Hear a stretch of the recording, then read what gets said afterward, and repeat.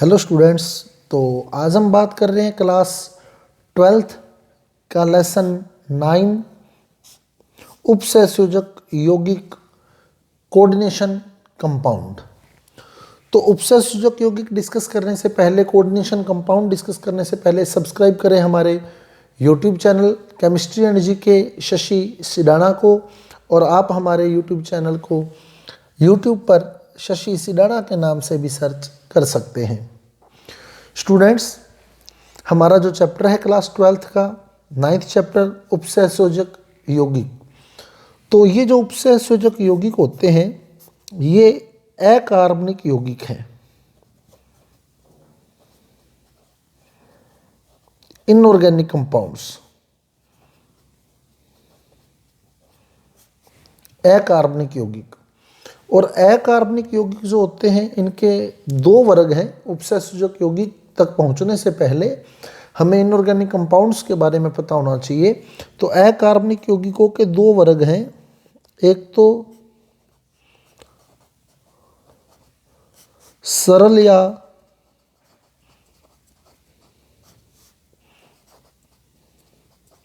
साधारण यौगिक, और दूसरे होते हैं योगात्मक यौगिक।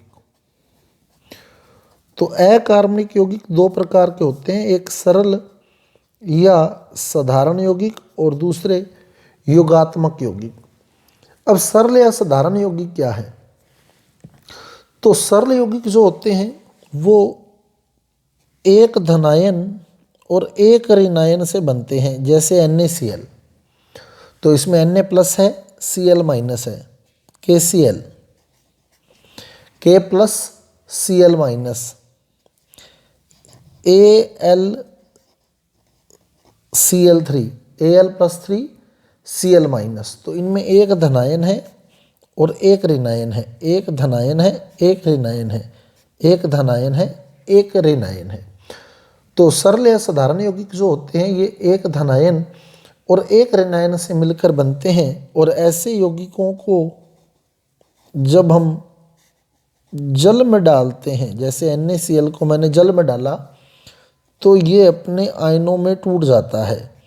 जैसे NaCl को जल में डाला तो ये टूट जाता है किसमें? Na प्लस और Cl माइनस में। यानी सरल या साधारण यौगिक जो होते हैं ये जलीय विलयन में अपने आयनों में वियोजित हो जाते हैं, अपने आयनों में टूट जाते हैं। तो अकार्बनिक यौगिक जो होते हैं, बात कर रहे हैं हम उपसहसंयोजक यौगिक चैप्टर की, लेकिन उपसहसंयोजक यौगिक तक पहुंचने से पहले हमें बात पता होना चाहिए अकार्बनिक यौगिक का, इनऑर्गेनिक कंपाउंड्स का। अकार्बनिक यौगिक जो होते हैं वो दो प्रकार के होते हैं, एक सरल या साधारण यौगिक और दूसरे योगात्मक यौगिक। सरल या साधारण यौगिक क्या है? जो एक धनायन और एक ऋणायन से बना है। ऐसे यौगिक को जब हम जल में डालते हैं तो ये अपने आयनों में टूट जाता है। अब सरल या साधारण यौगिक जब आपस में जुड़ते हैं एक निश्चित अनुपात के अंदर तो वो योगात्मक यौगिक बनाते हैं। तो योगात्मक यौगिक में क्या होता है? दो सरल या साधारण यौगिक जब आपस में जुड़ते हैं तो वो योगात्मक यौगिक बनाते हैं। और सरल या साधारण यौगिकों के जुड़ने से जो योगात्मक यौगिक बनते हैं उन्हें आगे दो वर्गों में बांटा जाता है। एक तो होते हैं द्विक लवण, डबल साल्ट, और एक होते हैं संकुल लवण, कॉम्प्लेक्स साल्ट। तो जो योगात्मक यौगिक होते हैं वो सरल या साधारण यौगिकों के जुड़ने से बनते हैं। तो योगात्मक यौगिक क्या है? दो या दो से अधिक भी हो सकते हैं, दो सरल यौगिक या साधारण यौगिक निश्चित अनुपात में जुड़कर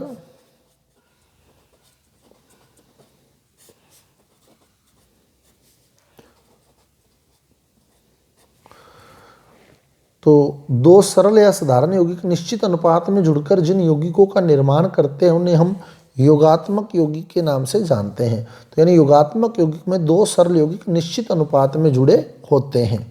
और ये योगात्मक यौगिक जो होते हैं इन्हें दो वर्गों में बांटा गया है, एक द्विक लवण और एक संकुल लवण।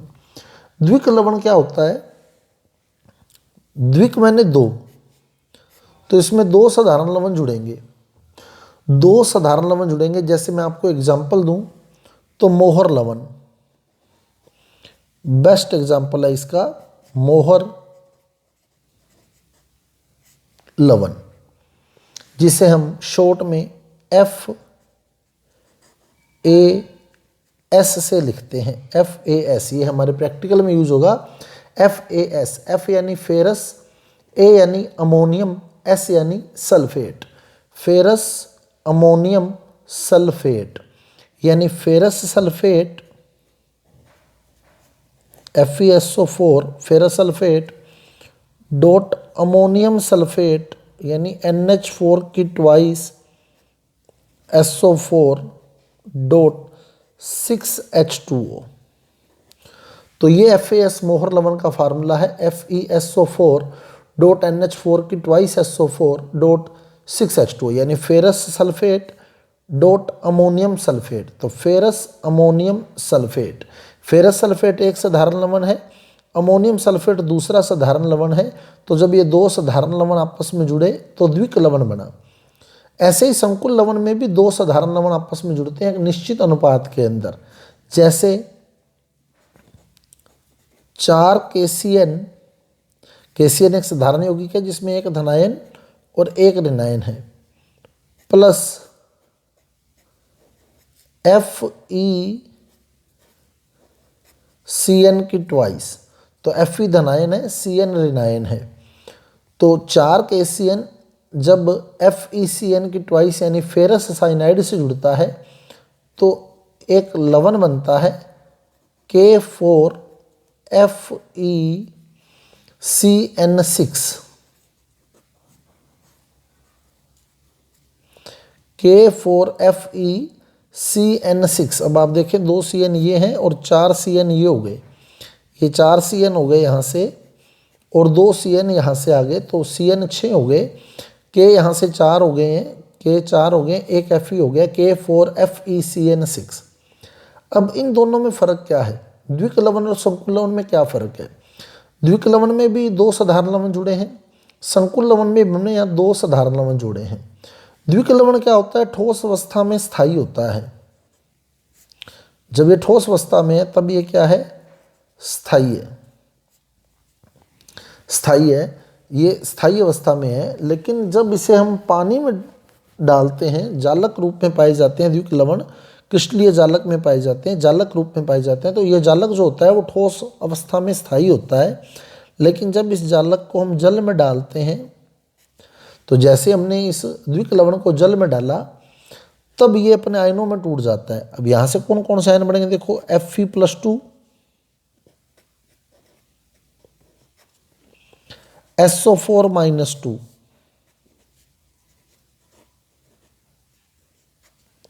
SO4-2, यहां से अमोनियम आयन NH4+ और फिर SO4-2। तो SO4-2 दो हो गए, अमोनियम भी दो ही आयन है तो अमोनियम भी दो आयन हो गए।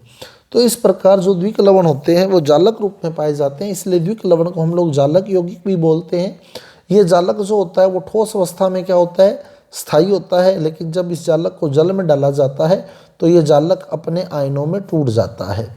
तो अर्थात ये विलयन अवस्था में अस्थायी होता है, विलयन अवस्था में अस्थायी होता है, यानी जब इसे किसी विलायक में घोला जाता है तो ये अपने आयनों में वियोजित हो जाता है।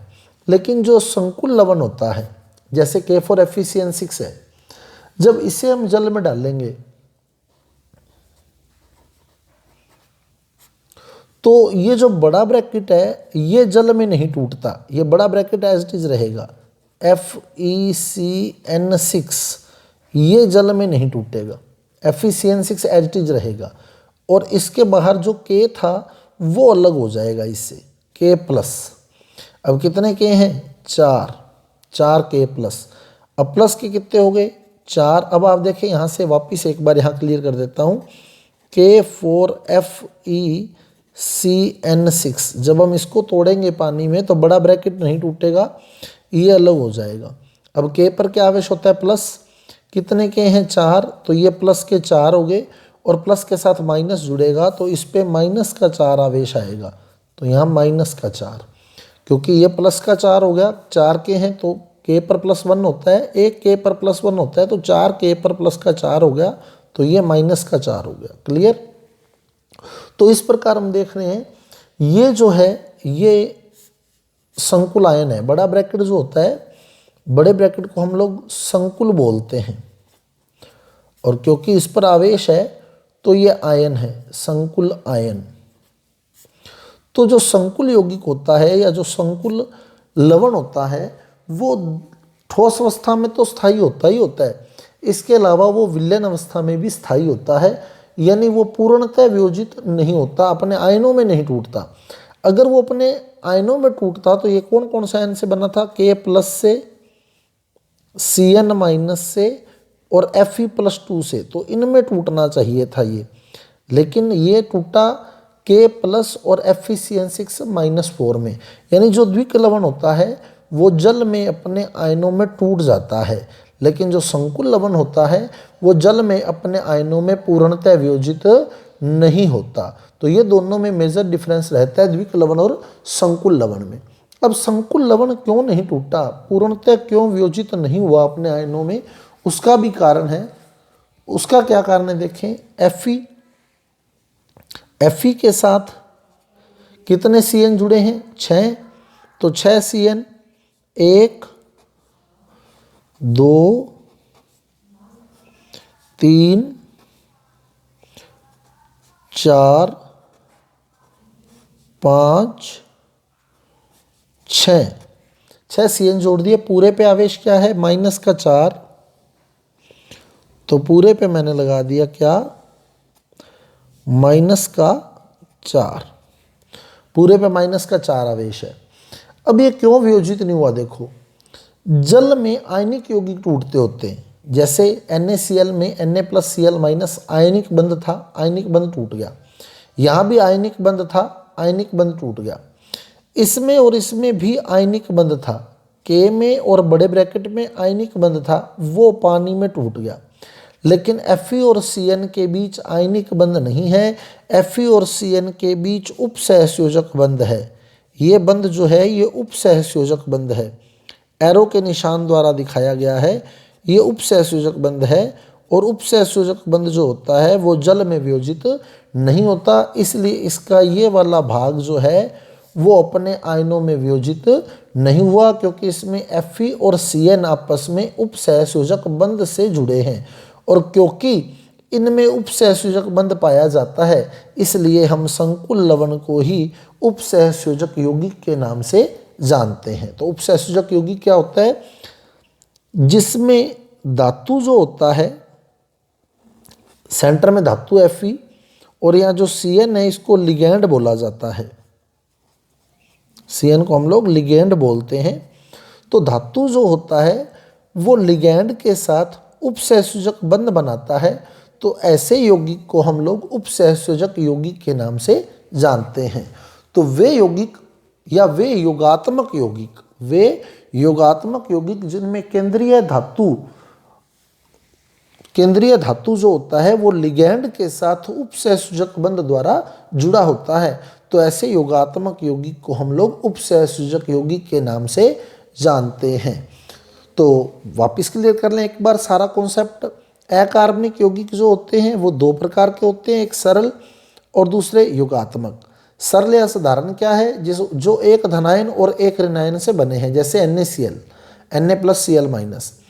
तो NaCl को जब हमने पानी में डाला तो ये अपने आयनों में टूट गया। दूसरे होते हैं योगात्मक यौगिक। योगात्मक यौगिक जो होते हैं, योगात्मक मतलब जो जुड़ के बने हैं, तो इनमें 2 या 2 से ज़्यादा सरल यौगिक या साधारण यौगिक आपस में निश्चित अनुपात में जुड़े होते हैं। योगात्मक यौगिक 2 प्रकार के होते हैं, एक द्विक लवण और दूसरे संकुल लवण। द्विक लवण में क्या होगा, द्विक लवण में 2 सरल यौगिक या 2 सरल लवण, साधारण लवण आपस में जुड़े होंगे, जैसे मोहर लवण। तो मोहर लवण फेरस अमोनियम सल्फेट को बोला जाता है। इसके अलावा और भी एग्जाम्पल हैं इसके, जैसे कार्नेलाइट। कार्नेलाइट का फार्मूला क्या है, द्विक लवण का और एग्जाम्पल है कार्नेलाइट। कार्नेलाइट क्या होता है, KCl dot MgCl2 dot 6H2O, ये कार्नेलाइट है। इसके अलावा फिटकरी, फिटकरी भी उदाहरण है द्विक लवण का, फिटकरी भी द्विक लवण का ही उदाहरण है। तो मोहर लवण फेरस अमोनियम सल्फेट यानी ferrous sulphate dot ammonium sulphate, तो जब इसे हम जल में डालते हैं तो ये अपने आयनों में टूट जाता है, तो यानी ये जलीय विलयन में अपने आयनों में पूर्णतः वियोजित हो जाता है। लेकिन जो संकुल लवण होता है ये भी दो साधारण लवणों से बना है, लेकिन जब इसे जल में डाला जाता है तो ये पूर्णतः वियोजित नहीं हो पाता। क्यों नहीं हो पाता? क्योंकि ये जो बड़ा ब्रैकेट हम लोग दिखा रहे हैं तो इसमें एक धातु है और बाकी के लिगैंड है, धातु है और बाकी के लिगैंड है। तो धातु और लिगैंड जो होते हैं वो आपस में उपसहसंयोजक बंध द्वारा जुड़े होते हैं।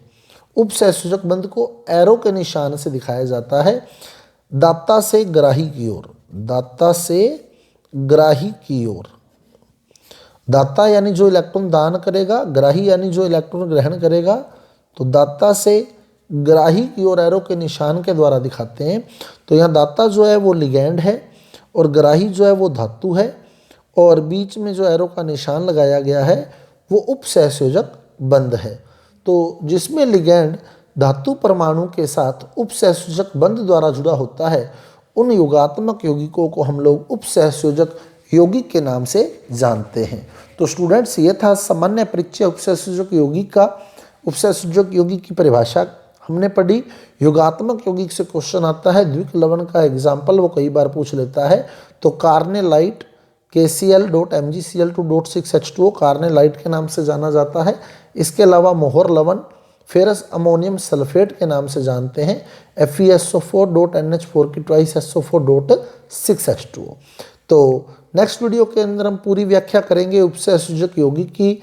धातु क्या है, लिगैंड क्या है, दाता परमाणु क्या है, वो सारा डिस्कस हम लोग करने वाले हैं अगले वीडियो के अंदर।